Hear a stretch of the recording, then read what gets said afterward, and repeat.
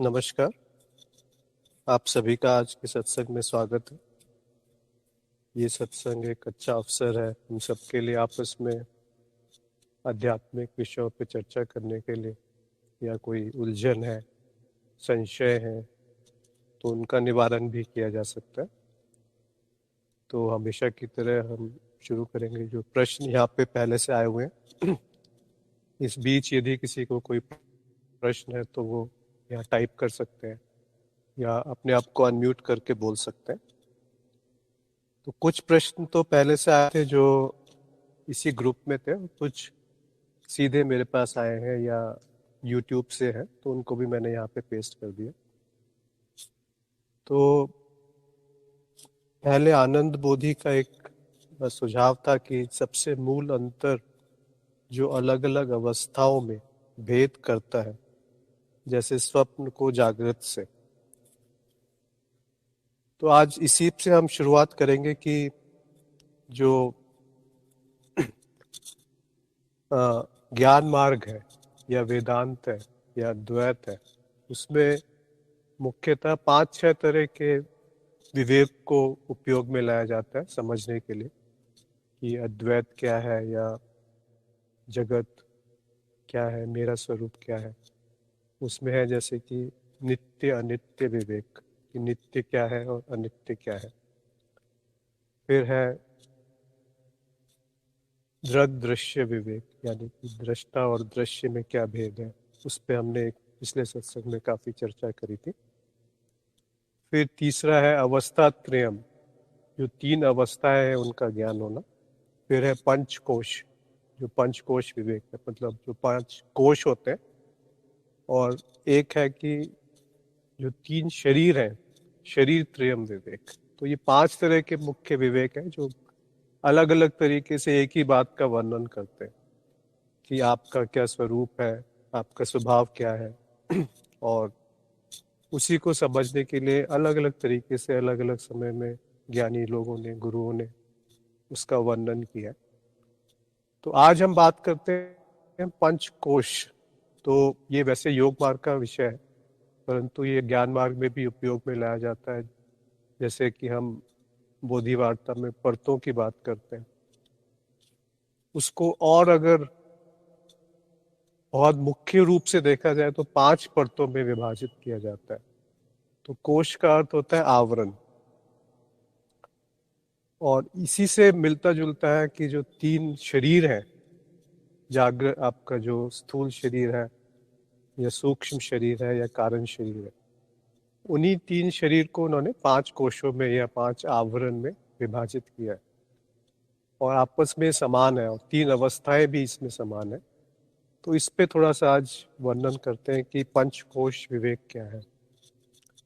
तो सबसे पहले आता है अन्नमाया कोश। वैसे अन्नमय कोश कहते हैं, परंतु हम समझने के लिए अन्नमाया कोश भी कह सकते हैं कि ये माया है। तो जो भी 5 कोशों की हम बात करेंगे वो सब माया के अंतर्गत आते हैं। अब अनुभव क्या है उसको समझने के लिए इस तरीके से विभाजन किया जाता है चित्त का, कि थोड़ा स्पष्ट हो जाए। नहीं तो अनुभव है और उसको देखा जा रहा है, बस यही सत्य है। पर इतना बोल देने से तो आगे कुछ समझ में नहीं आएगा। तो उसको विधिवत रूप से थोड़ा थोड़ा करके समझाया जाता है कि पहले देखें कि अन्न माया कोश, जो ये पृथ्वी है, जो एक तरीके से स्थूल जगत है, वहां पे हर एक कुछ किसी ना किसी का भोजन है। जैसे शरीर की जब मृत्यु होती है, उसको अगर दफना देते हैं तो वो कीड़े मकोड़े उसको धीरे धीरे करके खा लेंगे, तो वो एक भोजन हो गया। वैसे आप देखेंगे पेड़, पशु, पक्षी, वो एक ना एक तरीके से कहीं ना कहीं किसी का भोजन बनते रहते हैं, और यहीं से उत्पन्न होता है ये शरीर और इसी में विलीन हो जाता है, थोड़ी देर रहता है। तो ये है अनमाया कोश। अब अनमाया कोश इसलिए कहा गया कि ये स्थूल शरीर को भी अनमाया कोश कह सकते हैं, और जागृत अवस्था में अन्नमय कोश पे ही ज्यादातर ध्यान रहता है कि इसको कैसे देखभाल करें और कैसे इसका संरक्षण करें। तो ये शरीर यहीं से उत्पन्न हुआ है, और इसी अन्न से ये बढ़ता है। मतलब जब बच्चा था तो जब तक वो अन्न नहीं लेगा तब तक उसका विकास कैसे होगा, उसमें कैसे उसका शरीर में प्रगति होगी और वो बढ़ेगा आगे। तो अन्न से ही वो उसके शरीर का विकास हो रहा है। वैसे ही सब पशु पक्षियों को आप देखेंगे कि शेर जो है वो किसी और पशु को खाता है, पशु जो है वो जैसे गाय है वो घास खाती है। तो कुछ ना कुछ खा करके शरीर में जो जोड़ता है उसी से शरीर का विकास होता है। तो जैसे ये भौतिक शरीर है, सारा जगत है, ये सब जड़ है और एक मशीन की तरह इसमें प्रगति होती है। फिर दूसरा है प्राण माया कोश। अब प्राण यानी कि जो वनस्पति जगत है जिसमें हम कहते हैं प्राण है। जैसे अगर आप मानव शरीर की बात करेंगे तो भूख लगना, प्यास लगना, ये सब प्राण है। तो ये जब आंतरिक गतिविधियां शुरू हो जाती हैं उसको प्राण माया कोश कहते हैं। अब ये भी अनुभव का ही एक हिस्सा है। मतलब अनुभव को हम समझने के लिए कहते हैं कि जब जड़ है उससे एक सूक्ष्म रूप में जाएंगे तो प्राण माया कोश आ जाता है, या ऊर्जा है, संवेदनाएं है, आंतरिक गतिविधियां शुरू हो गई। तो जो पहले स्थूल था अब वो सूक्ष्म हो गया। तो जब हम सूक्ष्म शरीर की बात करते हैं तो उसमें ये प्राणमया कोश, मनोमया कोश और ज्ञानमया कोश, इन तीनों को मिला देंगे अगर तो हम कह सकते हैं कि वो सूक्ष्म शरीर है या सूक्ष्म अवस्था है। तो पहली हो गई जागृत अवस्था जिसमें कि हम जगत के ऊपर ज्यादा केंद्रित रहती हैं इंद्रियां। फिर जब इंद्रियों की बात आ जाती है तो उन सबको मिला के सूक्ष्म शरीर बोल देते हैं। इसमें प्राण माया कोश, मनोमाया कोश और ज्ञान माया कोश। तो जो प्राणमय कोश है उसमें सारा वनस्पति जगत आ गया, और जैसे जैसे विकास क्रम आगे बढ़ता है और नाद रचनाएं आपस में जुड़ती हैं, संगठित होती हैं, तो उसमें और सूक्ष्म वृत्तियां आने लगती हैं। तो जिसको हम कहते हैं मनोमया कोश। जो सारा का सारा पशु जगत है, पशु पक्षी है, उनमें मन होता है, उनमें संवेदनाएं होती हैं। संवेदनाएं तो प्राणमय कोश वनस्पति में भी होती है परंतु और सूक्ष्म हो जाती है, भावनाएं आ जाती हैं, विचार भी आने शुरू हो जाते हैं। तो मानव जो है, मनुष्य, वो भी मन शब्द से ही निकला है, मानस। तो जो मन में है, केवल मन में है और उसकी निचली परतों में ही हमेशा पूरा जीवन व्यतीत करेंगे, तो वो एक तरीके से पशु में जीवन हो गया कि प्रजनन, खाना पीना, सोना, जन्म और मृत्यु, तो ये सब पशु भी करते हैं। तो इसके ऊपर जब सूक्ष्म आते हैं तो उसको कहते हैं ज्ञानमय कोश। जो पहली बार बुद्धि जो है वो विकसित होती है, जहाँ पर आप वो देख सकते हैं जो प्रकट रूप से दिख रहा है, पर उसके परे भी आप जान सकते हैं कि ये जो दिख रहा है हो सकता है ये वैसा ना है, वैसा नहीं है, कुछ और है उसके पीछे। तो आप तर्क का उपयोग कर सकते हैं बुद्धि में और अनुभव, अलग अलग अनुभवों को आपस में जोड़कर उस तर्क के द्वारा आप किसी निष्कर्ष पे पहुंच सकते हैं। तो ये है उपयोग मनोमय कोश का, जहाँ पर कि ज्ञानमय कोश का, जहाँ पर बुद्धि विकसित हो जाती है। और जब बुद्धि और सूक्ष्म होती है तो चेतना जागृत हो जाती है कि मेरा स्वरूप क्या है, मेरा स्वभाव क्या है। और यहाँ पर हम पहली बार कह सकते हैं कि वो मनुष्य है, एक मनुष्य जीवन का कुछ अर्थ है। तो इन तीनों को मिलाकर के जो प्राणमय कोश है, मनोमया और ज्ञानमय, इनको एक साथ अगर हम इकट्ठा कर दें तो उसको ही हम सूक्ष्म शरीर कह सकते हैं या सूक्ष्म अवस्था कह सकते हैं।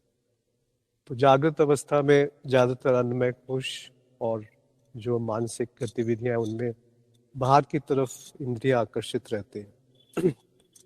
और सूक्ष्म अवस्था में जैसे स्वप्न की अगर हम बात करेंगे तो वो बाहर से पूरा ध्यान हट जाता है और अंदर की जो गतिविधियां हैं वो ज्यादा प्रगतिशील होती हैं, उसी में ध्यान पूरी तरह से इकट्ठा हो जाता है।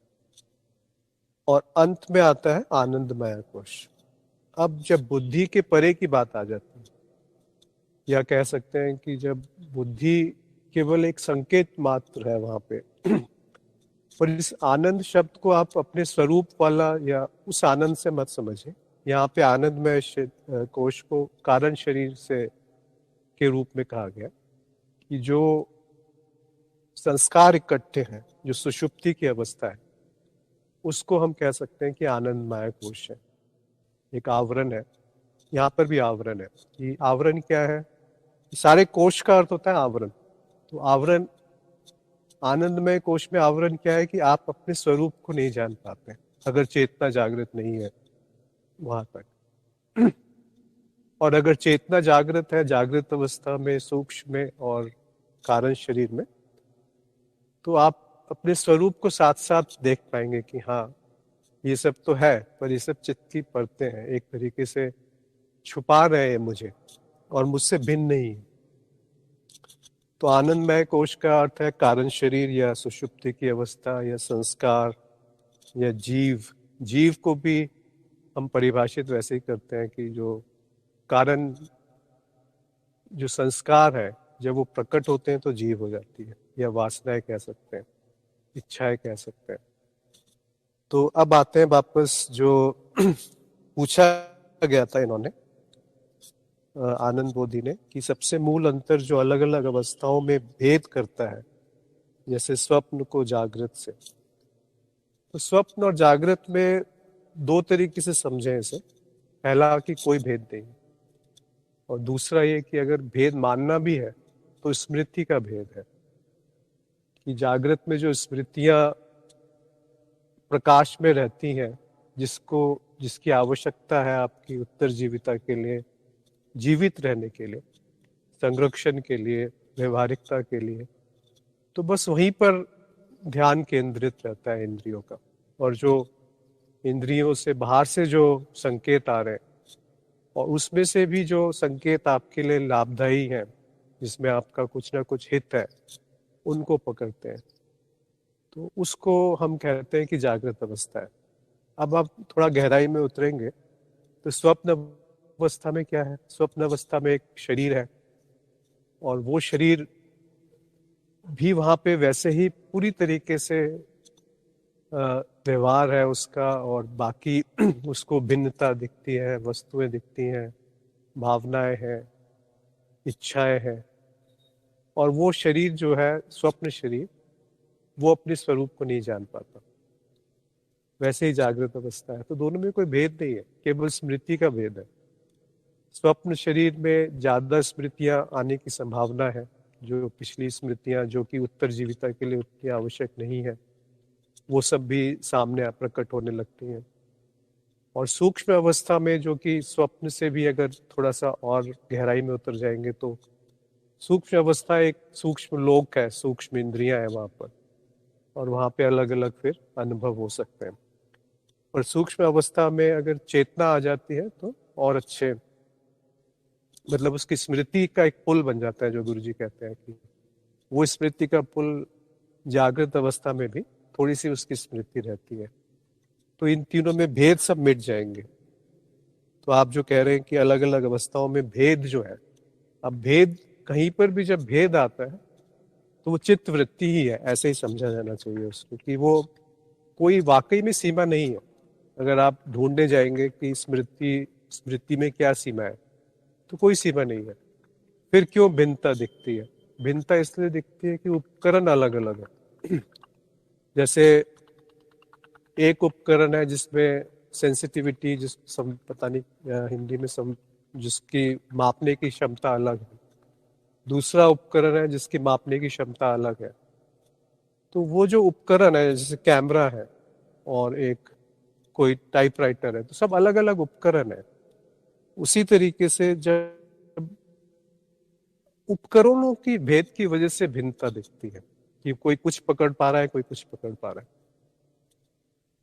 तो उसमें आप ये मत समझ लिए कि तत्व में भेद है। जैसे एक उदाहरण के तौर पे समझे कि एक बहुत ऊंची बिल्डिंग है, उस बिल्डिंग को अलग अलग दृष्टिकोण से अगर हम देखेंगे, अलग अलग एंगल से उसकी जगह हम छवि लेंगे, चित्र लेंगे या पिक्चर लेंगे कैमरे में, तो वो अलग अलग पिक्चर्स आएंगी। इसका अर्थ ये नहीं होता कि वो बिल्डिंग अलग है, केवल दृष्टिकोण अलग है या कैमरे की अपनी सीमाएं हैं। उसी तरीके से मानव शरीर है जो अलग अलग तरीके से अभिव्यक्त है।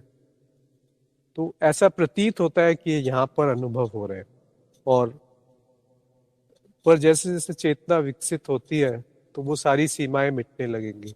वो जो सीमाएं अपने आप थोपी गई थी हमारे ऊपर ही, वो भी घटने लगती हैं। और आप देख सकते हैं कि कुछ ना कुछ और भी चल रहा है दुनिया में, वैसा ही नहीं है जो दिख रहा है, उसके पीछे कुछ तो है।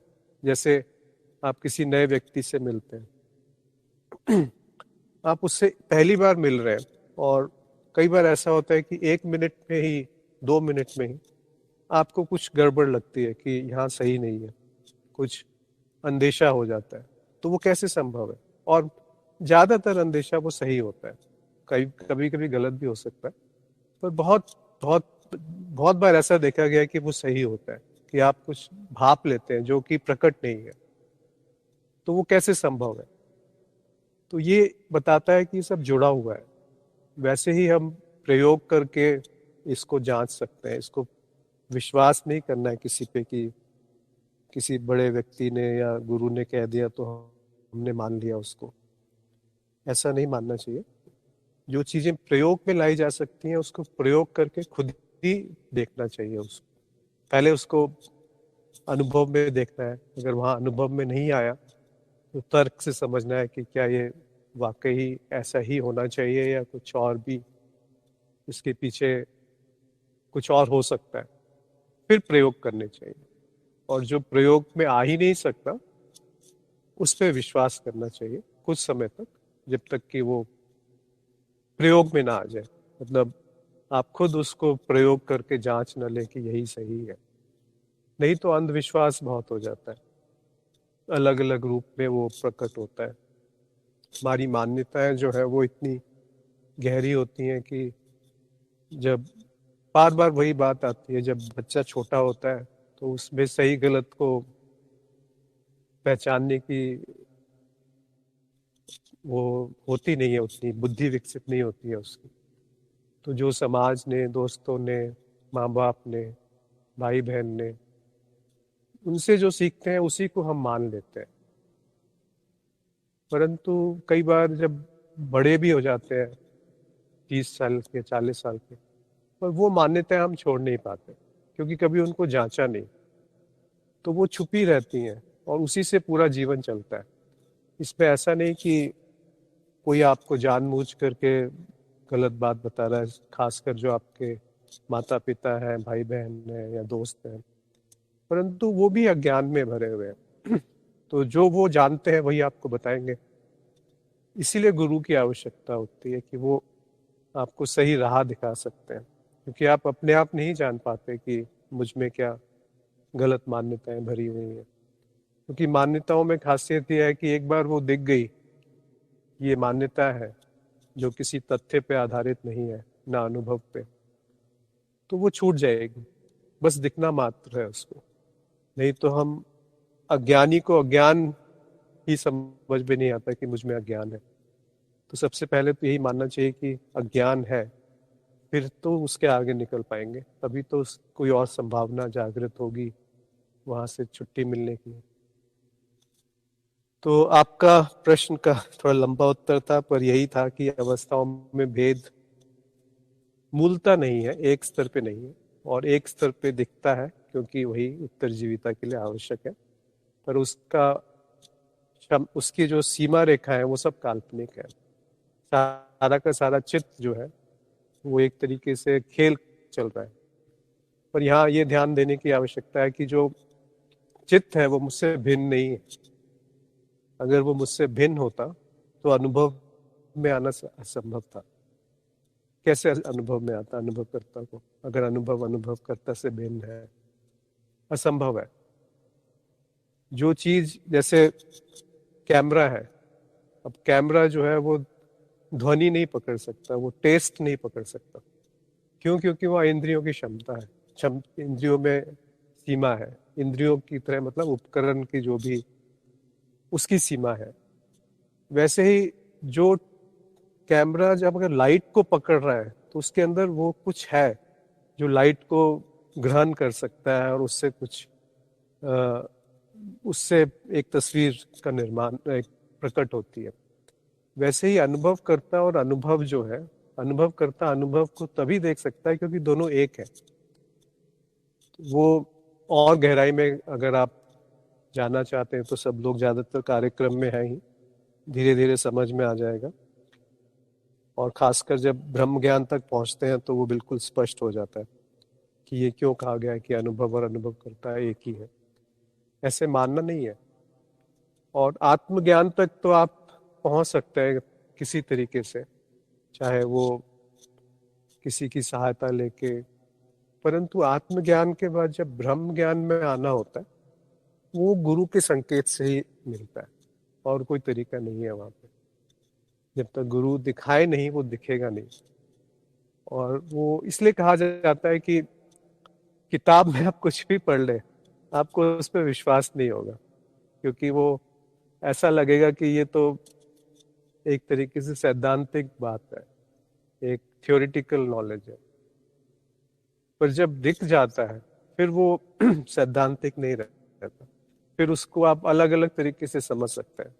इसमें मतलब हर साधक का अलग तरीका होता है। ऐसा कोई दो साधक साथ में नहीं मिलेंगे जिनको एक ही बात एक ही तरीके से समझाई जा सकती है। तो आप एक सत्य को अलग अलग अनेकों तरीके हैं, पता नहीं कितने तरीके होंगे, मैं नहीं जानता, क्योंकि हर गुरु अपने तरीके से उसी बात को बता रहे हैं। तो इसका अर्थ ये नहीं है कि जो बात बताई जा रही है वो भिन्न है। इसका अर्थ ये है कि अलग अलग रूप से आप एक ही चीज को बयान कर रहे हैं।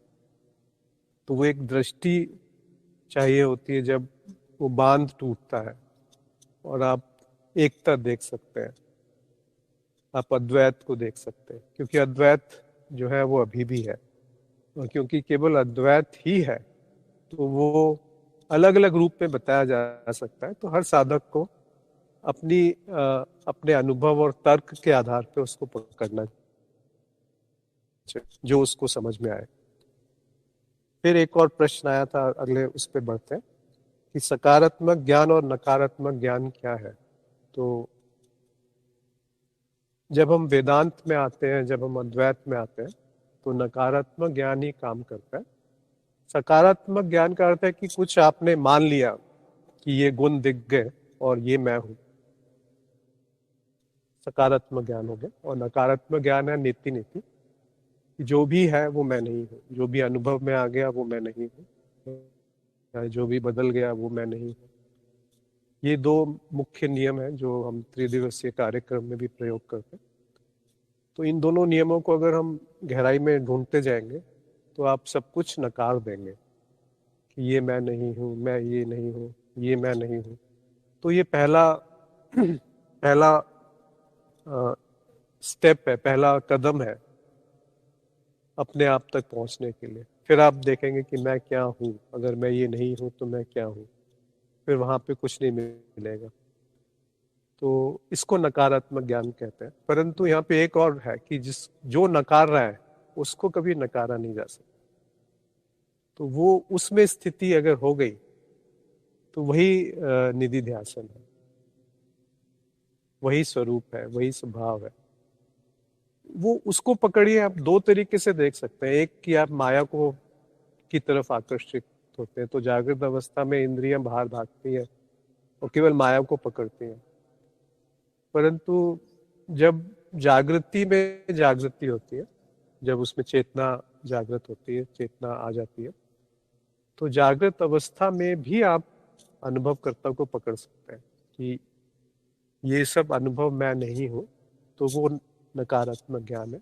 और जो इन सब अनुभवों को देख पा रहा है वो मैं हूँ, दृष्टा हूँ, निर्गुण निराकार। तो वहां पे जाना आवश्यक है आध्यात्मिक दृष्टि से या अद्वैत की दृष्टि से या ज्ञान। फिर एक और प्रश्न आया था कि मैं ये शरीर नहीं हूँ, फिर भी ऐसा अनुभव में क्यों है कि इस शरीर से मेरा अस्तित्व है।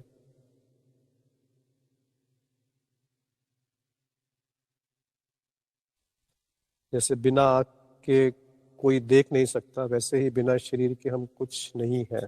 इस पर प्रकाश डालें। देखिए यहाँ पे तो कई सारी मान्यताएं प्रश्न में छुपी हुई दिखती हैं कि इस शरीर से मेरा अस्तित्व है। मुझे पता नहीं कि क्योंकि ये YouTube में प्रश्न आया है कि आप कार्यक्रम में है कि नहीं है, तो अस्तित्व को जो परिभाषित किया गया है उसमें सब कुछ आ जाता है। जो कुछ भी है वो अस्तित्व है, ऐसा कहते हैं। और उसमें अनुभव भी आ जाता है और अनुभव करता भी आ जाता है। तो शरीर तो एक अनुभव है। तो ये आपको खुद ही इस पे संशय था कि कहीं शरीर नष्ट हो गया तो मैं भी नष्ट हो गया, ये लगता है आपको। आपने लिखा है कि ऐसा प्रतीत होता है कि ये शरीर के नष्ट होने से मेरा अंत हो जाएगा, क्योंकि उसमें बहुत सारी मान्यता है जिसको हम कभी जांचते नहीं है। हमें लगता है कि एक मेरा जन्म हुआ, जब शरीर पैदा हुआ उसके साथ साथ मेरा भी जन्म हुआ, और जब शरीर की मृत्यु होगी तो मेरा भी अंत हो जाएगा।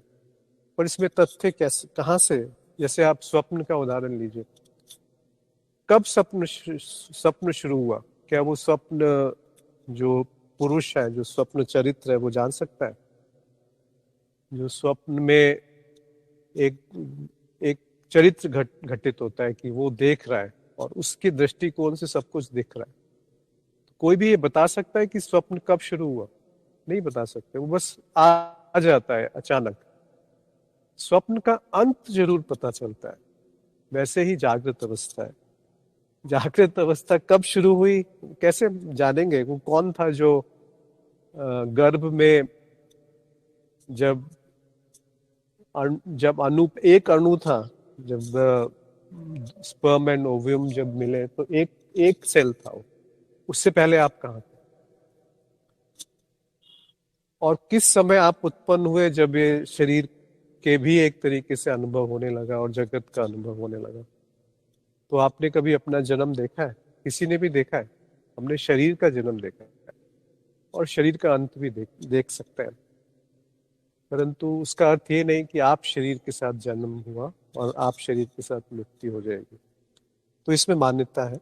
क्योंकि शरीर अगर आप हैं, मान भी लें कि चलिए शरीर के साथ क्योंकि अनुभव शुरू हुए इसलिए मैं शरीर हूं, फिर वो शरीर जो 2.5 किलो का पैदा हुआ और जो अभी 40, 50, 60 किलो का है, उसमें क्या समानताएं हैं? एक शरीर में तो कितने करोड़ करोड़ करोड़ सेल्स होते हैं, जो उसमें से कौन सा आप है? एक पूरा का पूरा एक इकोसिस्टम है जो चल रहा है। तो कहाँ पर है आप? कई बार एक अंग काट देते हैं, कई बार कटवाना पड़ता है अगर कुछ बीमारी हो जाए। तो आप तो वैसे ही रहते हैं। जब आप सपने में होते हैं तो भौतिक शरीर या स्थूल शरीर से आपका कोई एक तरीके से उसकी आभास नहीं रहता, फिर भी आप रहते हैं। निद्रा में फिर एक अलग जो है सुषुप्ति में भी आप रहते हैं। तो शरीर पे आप आश्रित नहीं है, शरीर आपकी वजह से है। तभी कहते हैं कि किसी की मृत्यु हो गई तो शरीर एक तरीके से सड़ने लगता है, खराब हो जाता है, क्योंकि वो मिट्टी था और मिट्टी में ही मिलेगा। परंतु आप उससे भिन्न थे, तभी तो मृत्यु के बाद वो शरीर सड़ने लग गया, क्योंकि आप थे ही नहीं कभी शरीर। तो क्या थे आप? उस पे आप जब मनन करेंगे तो ये धारणाएं नष्ट हो जाती है कि मेरा अस्तित्व शरीर के कारण है। फिर आपने कहा कि आंख से जैसे कोई देख सकता है और आंख नहीं हो तो देख नहीं सकता। बिल्कुल सही कहा आपने, परंतु इसका अर्थ तो ये नहीं कि अगर आंख नहीं है तो आप नहीं रहे। कई लोग जिनकी आंखें नहीं होती, मतलब जो अंधे होते हैं जन्म से, तो क्या वो है नहीं? कौन कह रहा है, कौन देख रहा है? जो देख रहा है वो तो उससे भिन्न है ना, क्योंकि आंख भी तो एक अनुभव है। तो आंख को एक उपकरण की तरह समझा जा सकता है, जैसे कि कैमरा है वैसे ही आंख है, वैसे ही शरीर है, वो एक थोड़ा और विकसित मशीन है। फिर विजेंद्र ने एक प्रश्न पूछा था कि मैं अपने आप को अनुभव क्रिया में कैसे स्थापित करूं? अगर आप अनुभव क्रिया में स्थापित करना चाहते हैं तो अभी भी थोड़ा सा अज्ञान बाकी है, क्योंकि अनुभव क्रिया में स्थापित नहीं हुआ जा सकता। अनुभव क्रिया है, ये देखा जा सकता है। आपको कुछ करना नहीं है अनुभव क्रिया में स्थापित होने के लिए, अभी भी अनुभव क्रिया है। फिर हो क्या रहा है कि हम उसको देख नहीं पाते। और क्यों नहीं देख पाते? क्योंकि अज्ञान का जो एक पर्दा पड़ा हुआ है कि मैंने कुछ मान लिया। अज्ञान शुरू होता है अपने आप को कुछ मान लेने से कि मैं ये शरीर हूँ। जैसे अभी ऊपर एक प्रश्न पे बात हुई थी कि शरीर नहीं तो मैं भी नहीं, ऐसा कुछ मान लिया तो वो अज्ञान है।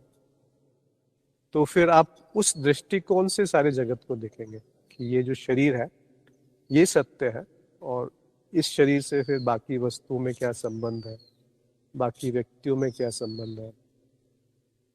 तो वो सब व्यवहारिकता के लिए उपयोगी है। ऐसा नहीं कि आप बिल्कुल ही इसको नजरअंदाज कर सकते हैं, छोड़ सकते हैं और ये सब तो मिथ्या है, ऐसा नहीं। पर आप इन सब के होते हुए भी देख सकते हैं कि ये सब मैं नहीं हूं। तो मैं जब नहीं हूं, उसको भी जो देख रहा है, जैसे दो विचार है, एक विचार दिखता है और फिर दूसरा विचार दिखता है, पर ऐसा तो नहीं है कि दो विचार एकदम एक साथ चल रहे होते हैं, तो बीच में गैप होता है। उस जो गैप है, उस शून्य अभाव जो है विचारों का, उस अभाव को भी तो जो देख रहा है वो विचार नहीं है। और वो जो अभाव को देखता है वो विचारों के होने पर भी वैसा ही है। ऐसा नहीं कि विचार आ गए तो वो जो अभाव को देख पा रहा था, तो क्या वो विचारों के आने पे कुछ उसमें बदलाव हो जाएगा, वो चला जाएगा कहीं? तो अनुभव क्रिया तो हमेशा है, एक ही है, वही समाधि की स्थिति है। पूरा का पूरा जो अस्तित्व है वही अनुभव क्रिया है।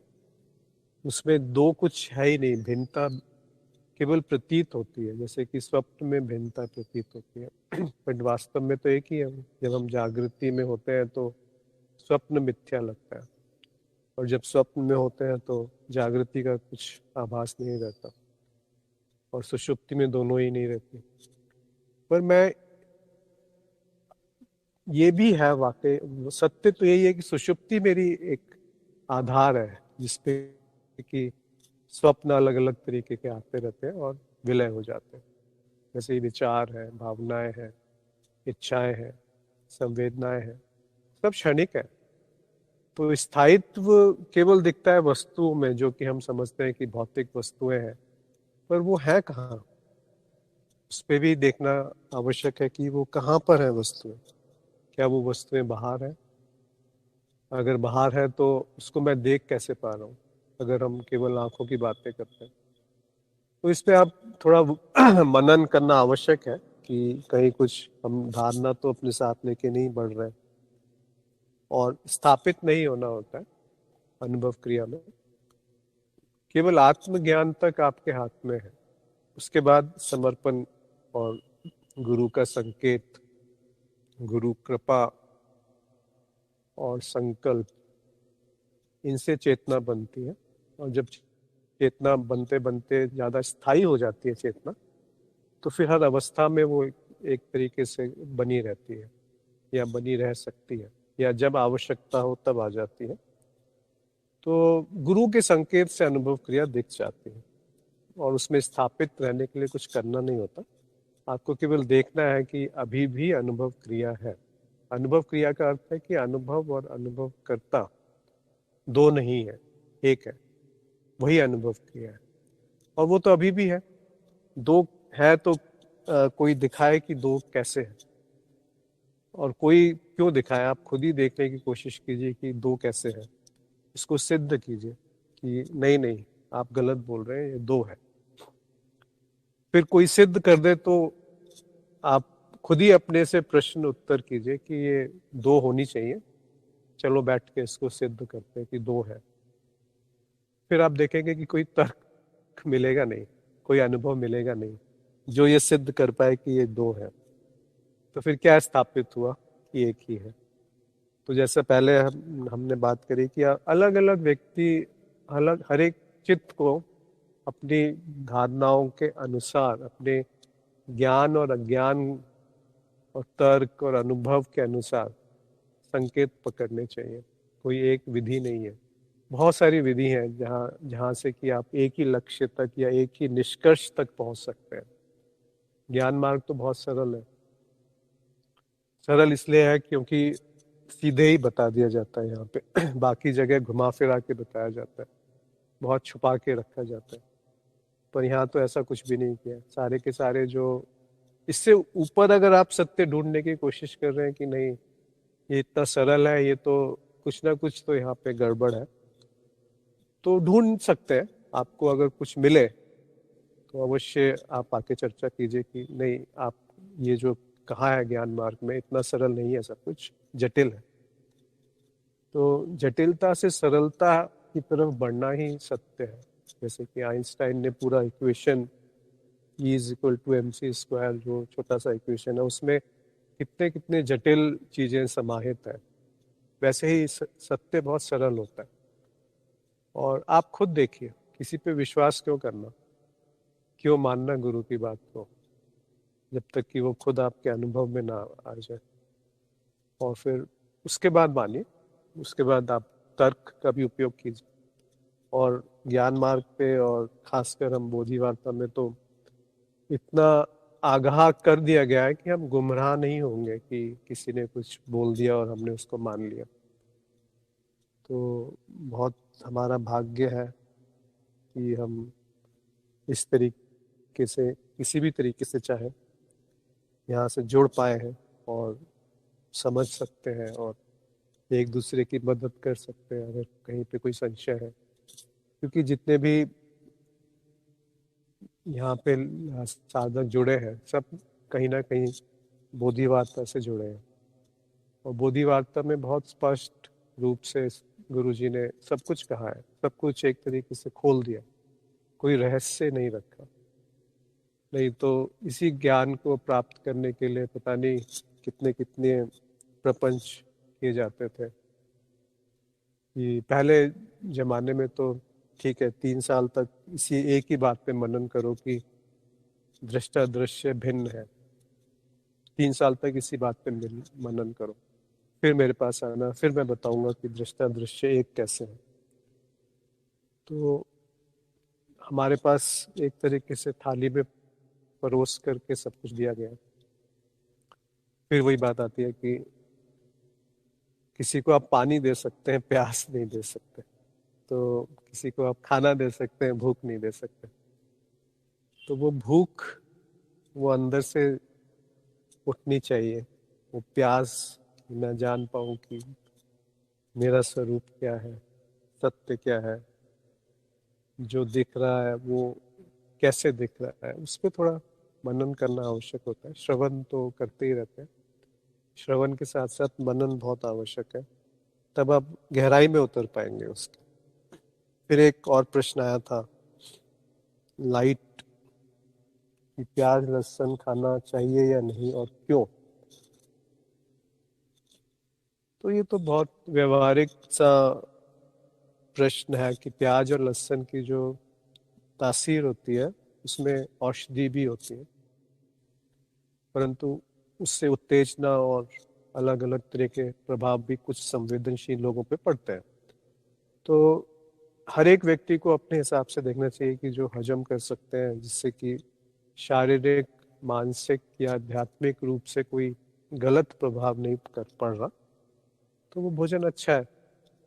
और अगर आपको लगता है कि आप उसको डाइजेस्ट नहीं कर पा रहे हैं, हजम नहीं कर पा रहे, तो उसको छोड़ देना चाहिए। उसका कुछ गलत प्रभाव शरीर पे, मन पे या आपकी आध्यात्मिक मनन पे या आध्यात्मिक जो प्रगति है उस पे पड़ रहा है, तो उसको छोड़ दीजिए। क्योंकि बहुत सारे विकल्प उपलब्ध है, ऐसा तो है नहीं कि एक ही तरह का भोजन करना है। तो जो आपको ज़्यादा उचित लगता है आपकी साधना के लिए, आपके मन को शांत रखने के लिए, वो कीजिए। और कुछ ऐसे भोजन होते हैं जो औषधि के रूप में लिए जा सकते हैं, जिससे कि कभी कभी कुछ बीमारी है तो उसको ठीक करने के लिए जो विष है वो भी औषधि का काम करता है कई बार। तो ये तो एक मतलब प्रायोगिक विषय है, उसी में कोई सही गलत नहीं होता ज्ञान मार्ग में इस तरीके से। फिर योगेश ने पूछा था कि अनुवांशिक संकेत क्या है। अनुवांशिक को जो मुझे समझ में आता है हेरिडिटरी, और उसी के आगे उन्होंने लिखा है कि गुरुजी ने कहीं डीएनए के बारे में कह रहे थे वीडियो में, जिससे विभिन्न तरह के शरीर बनते हैं। क्या यह भी नाद रचना है? जी हाँ, नाद रचना तो है ही। और हेरिडिटी भी क्या है, वो एक तरीके से अंकित संकेत है जो प्रकट हो जाते हैं अलग अलग रूपों में, और वो चलते रहते हैं। पर है तो वो नाद रचना ही है।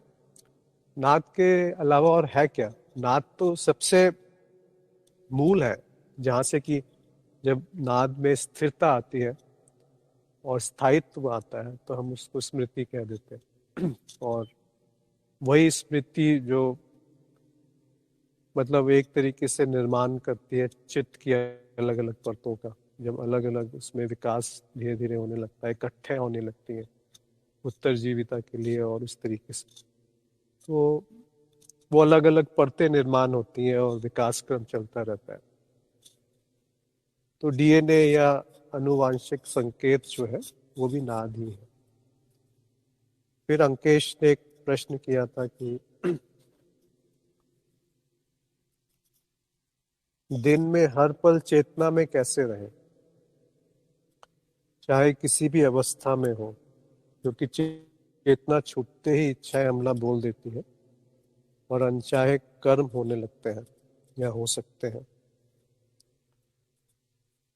तो चेतना में रहने का तो उपाय बिल्कुल साफ है कि पहले जो अज्ञान है, मान्यताएं हैं, अवधारणाएं हैं, उनको हटाना चाहिए, आत्मज्ञान में आ जाए। और आत्मज्ञान में कैसे आएंगे?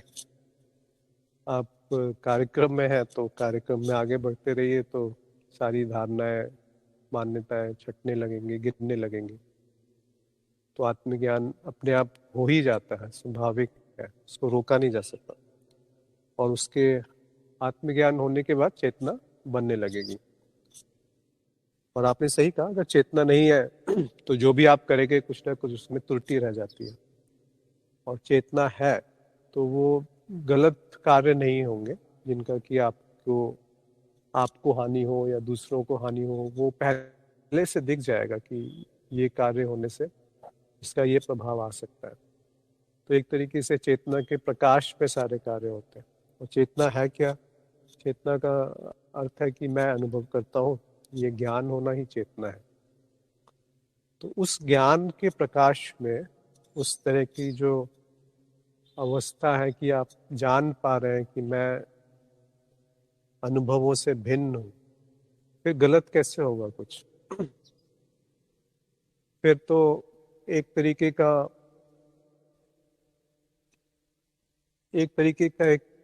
बना रहता है वो तत्व कि मैं क्या हूँ।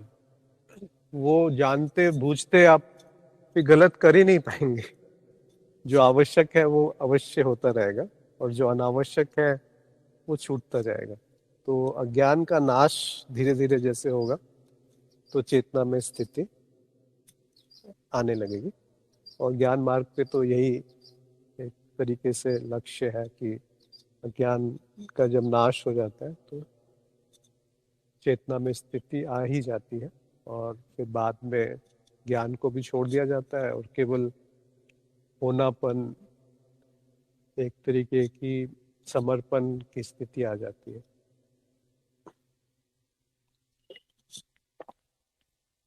फिर राजीव ने एक प्रश्न किया है कि चित्त विभाजन क्यों करता है?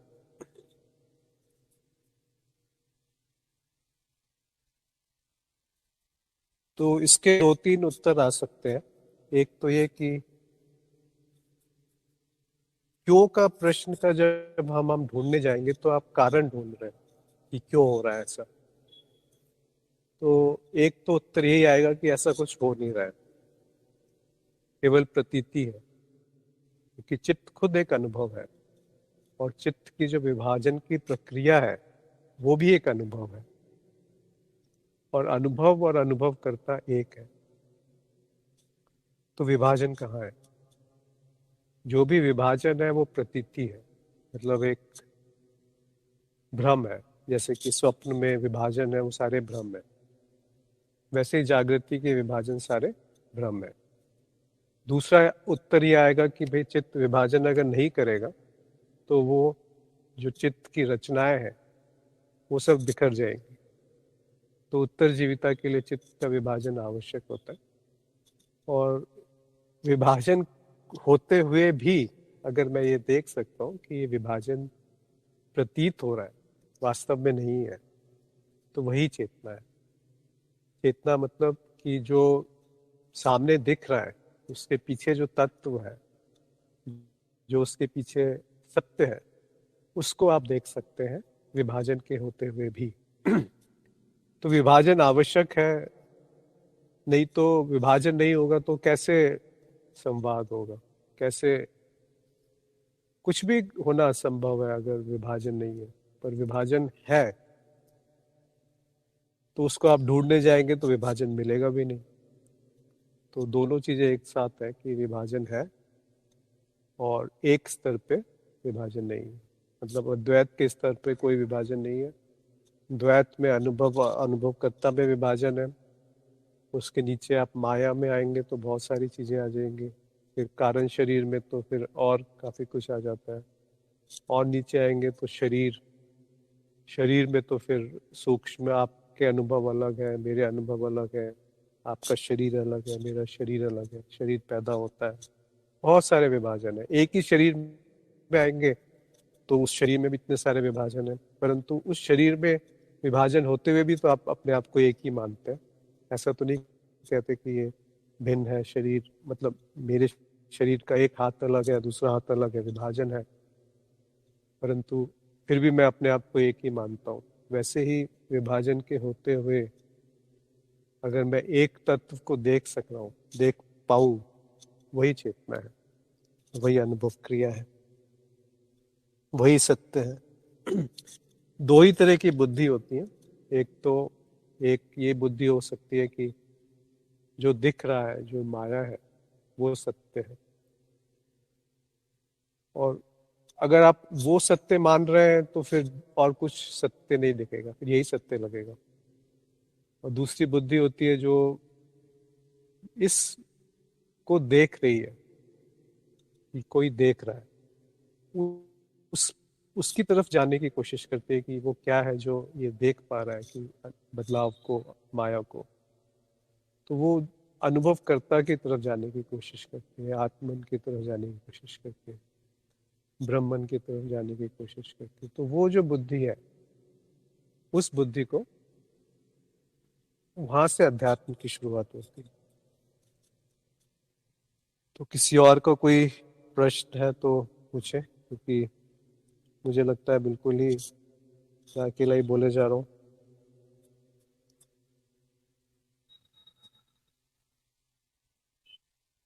तो जब तक कोई प्रश्न आते हैं तो इसी पे और चर्चा करते हैं कि जो सत्यात्मक बुद्धि होती है कि सब कुछ सत्य मानती है, और एक मिथ्यात्मक बुद्धि होती है जो मिथ्या को मिथ्या की तरह देख लेती है। तो आप ही निर्णय लीजिए कि कौन सा ज्यादा उचित है, कि जो जैसा है उसको वैसा देखना, या जो जैसा है उसको वैसा नहीं जानकर कुछ और मान लेना, क्या उचित है। तो जब ये दिख जाएगा कि ऐसा जो मैं देख पा रहा हूँ, जो मैं सुन पा रहा हूँ, जो मैं, जो भी अनुभव में आ रहा है, वो अनुभव कौन कर रहा है, वहां तक पहुंचिए तो देखेंगे कि हम आना, सबसे आखिर में हम बच जाएगा कि मैं हूँ। फिर देखिए कि वो मैं कहाँ से है, वो भी तो एक अनुभव है। कभी मैं कहीं चला जाता है, कभी कहीं चला जाता है। तो उस मैं को देखने वाला भी कोई है तो कुछ मिलेगा नहीं वहां पे। इसीलिए इसको शून्यता कहते हैं, तत्व जो है शून्य, कुछ नहीं है। केवल संभावना मात्र है जो प्रतीत हो रहा है, दिख रहा है। मैं वो पर्दा हूँ जिस पे चित्र आ रहे हैं। पर्दे पे चित्र बदलने से पर्दे को क्या होता है? कुछ नहीं होता। और वो पर्दा क्या है? वो पर्दा ही सत्य है, चैतन्य है और आनंद है, शांति है, अद्वैत है। चित्र भी एक प्रतीति मात्र है, प्रकाश है। कहाँ है चित्र? पकड़ सकते हैं? पर्दे के ऊपर से चित्र अलग कर दीजिए, नहीं हो सकता, क्योंकि उसका कोई स्वतंत्र अस्तित्व नहीं है। जैसे कि घड़े का कोई स्वतंत्र अस्तित्व नहीं है, मिट्टी है, घड़ा, उसका कोई स्वतंत्र अस्तित्व नहीं है। वही मिट्टी किसी और आकार में भी आ सकती है। तो जिसका स्वतंत्र अस्तित्व नहीं है, जो बदल रहा है, वो मैं नहीं हूँ। जो अनुभव में आ गया वो भी मैं नहीं हूँ। परंतु ये पहला कदम रहता है। दूसरा कदम रहता है कि जो कुछ भी है वो ही मैं, वो सब कुछ मैं ही हूँ। क्योंकि अगर वो मुझसे भिन्न होता तो वो अनुभव में नहीं आ सकता था। तो वो अनुभव में आ रहा है, यही इस बात का प्रमाण है कि दोनों एक है। उसी को अनुभव क्रिया कहते हैं। उसी को कुछ भी कह लीजिए, शब्दों में कुछ नहीं रखा, क्योंकि शब्दों को जो देख रहा है वो कौन है? इन शब्दों को जो सुन रहा है अभी, वो कौन है? इन इन शब्दों को जो पढ़ पा रहा है स्क्रीन पे, वो कौन है? और जो दो विचारों के बीच में भी है, वो विचार कैसे हो गया? और विचार हट जाए तो क्या रहेगा? क्योंकि हम भी एक विचार है। बुद्धि पे जो भी कुछ आता है वो विचार है। जो संकेत आते हैं, उनके आपस में जो संबंध बनता है वो भी विचार है। जो ज्ञान है वो भी विचार है। परंतु मैं हूँ, इस ज्ञान के लिए कोई कोई इंद्रिय की आवश्यकता नहीं है, कोई विचार की आवश्यकता नहीं है। मैं हूँ वो जो है। वहां तक जब हम जानने की कोशिश करते हैं, पहचानने की कोशिश करते हैं कि ये क्या है, जिसको, जो सब कुछ देख रहा है, और जब देखने वाला नहीं होगा तो दिखने का अस्तित्व नहीं रहता। जो दिख रहा है और जो देखने की प्रक्रिया है, वो तीनों एक साथ उठते हैं और एक साथ गायब हो जाते हैं। तो इस पे विचार कीजिए, मनन कीजिए कि क्या सही है। मैं सही हूँ, मेरा होना ज्यादा मूल है, या वस्तुएं मूल है? क्योंकि सभी वस्तुएं परिवर्तनीय हैं, बदलती रहती हैं, आती जाती हैं, दिखती हैं, अनुभव में आ जाती हैं। और वस्तुओं में सब कुछ आ जाता है, ये जगत, शरीर, इंद्रियां, मन, बुद्धि, सब कुछ, चेतना, वो भी एक अनुभव है, वस्तु है। तो प्रयास मत कीजिए किसी किसी चीज के लिए कि ये, प्रयास करके कुछ हासिल नहीं होता। देखिए क्या है जो आपके अनुभव में है और जो तुक में बैठ रहा है, जो गुरुजन कहते हैं। तो गुरु ही संकेत करते हैं अंत में, उस अनुभव क्रिया को देख पाने के लिए, जो कि प्रत्यक्ष होते हुए भी दिखती नहीं है। अगर गुरु का संकेत नहीं है, अगर गुरु की कृपा नहीं है, तो ये कहना भी गलत है कि गुरु की कृपा किसी को होगी किसी को नहीं होगी। वो तो हमेशा उपलब्ध रहती है। हम ही लोग अपना पात्र उल्टा करके बैठे हैं। जैसे कटोरी है, उसमें पानी है और चम्मच भी है, पर चम्मच को उल्टा करके आप पानी को पीने की कोशिश कर रहे हैं तो पी नहीं पाएंगे। वैसे ही चमचा सीधा पकड़ना है, अपनी जो हमारा पात्र है उसको सीधा पकड़ना है। तो जो कृपा बरस रही है वो इकट्ठी हो जाएगी। और उसमें हम डूब जाते हैं, नहा सकते हैं।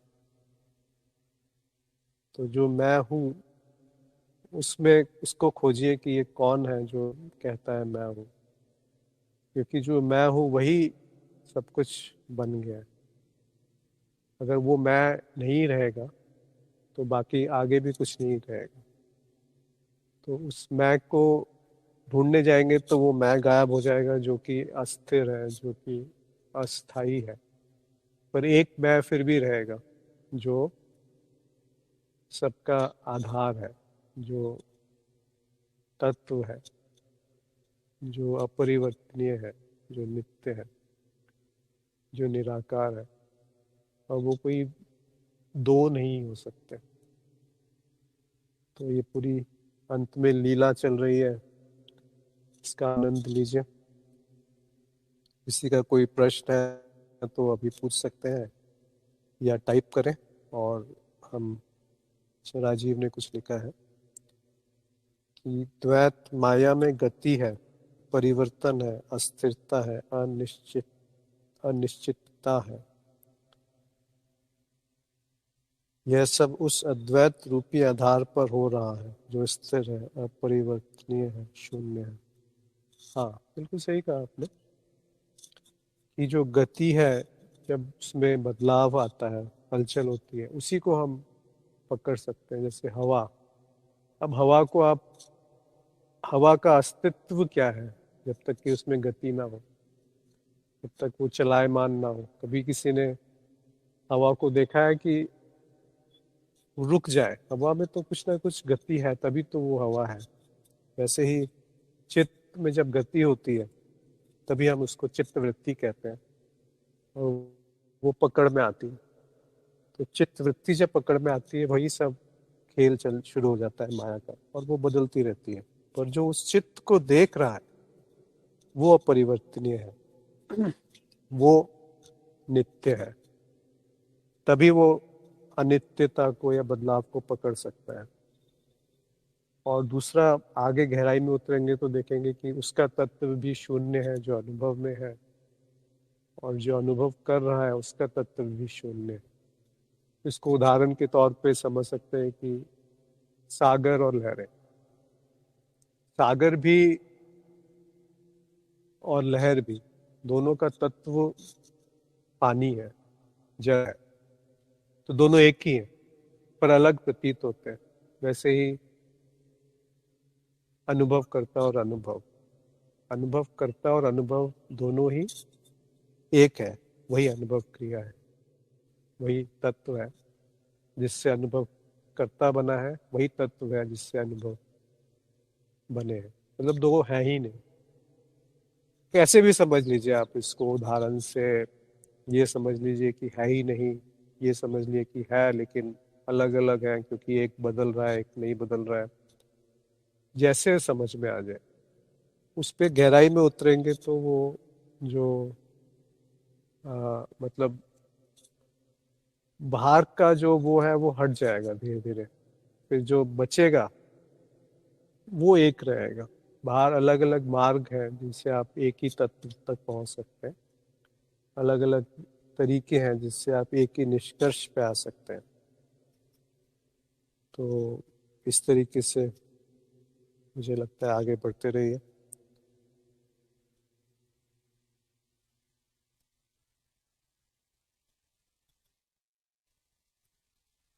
तो आप सबको यहाँ पे शुभकामनाएं, और आज के सत्संग में जुड़ने के लिए धन्यवाद। अगली बार हम फिर मिलेंगे। तब तक श्रवण मनन निधि ध्यान करते रहें, और धन्यवाद।